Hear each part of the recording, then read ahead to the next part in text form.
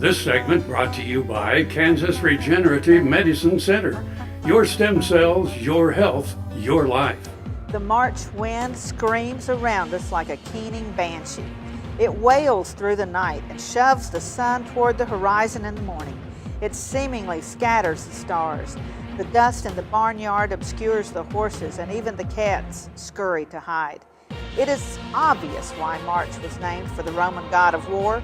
Nature is at war with itself. Heating, cooling, air, earth, and water. None is yet in sync as spring is wrested from the grasp of winter. The March wind blows rain, snow, and petals of flowers brave enough to burst through one of the warm spells. Nothing is spared the wind's wrath. On the high plains, roads are closed. It is safer than risking a semi's flipping over. Even hardened ranchers, accustomed to the extremes of weather, put off chores to another day in the face of the March wind. Horses become nervous. Their nostrils flare. Their ears are pointed. They become jumpy. The cows simply hunker down, clinging to the pasture to keep from blowing into the fence. They dig in their hooves. The red-tailed hawk is suspended, trying as he might to fly to another field.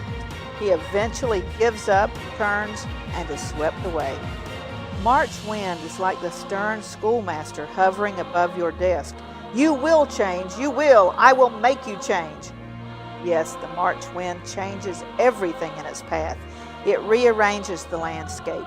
Bent, broken, rearranged. It is an endurance test, challenging us to prove we deserve to see spring. It is the ultimate spring cleaning, sweeping every loose thing from sight. If your house is not pulled from its foundation, I promise the world will look very different in the morning.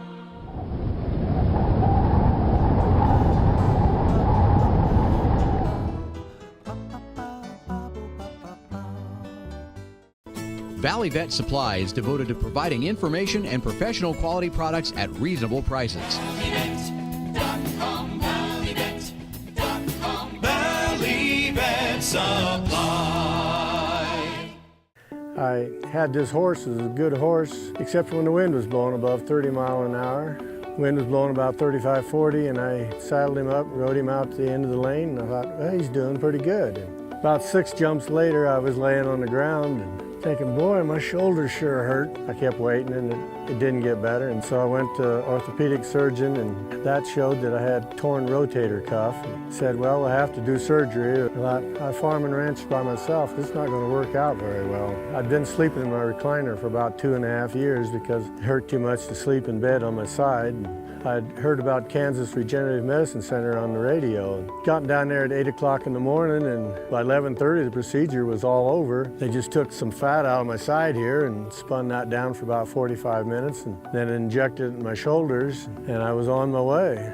It's something you don't hear about, but I thought it was worth a try, and I'm really pleased. It's really worked out well for me.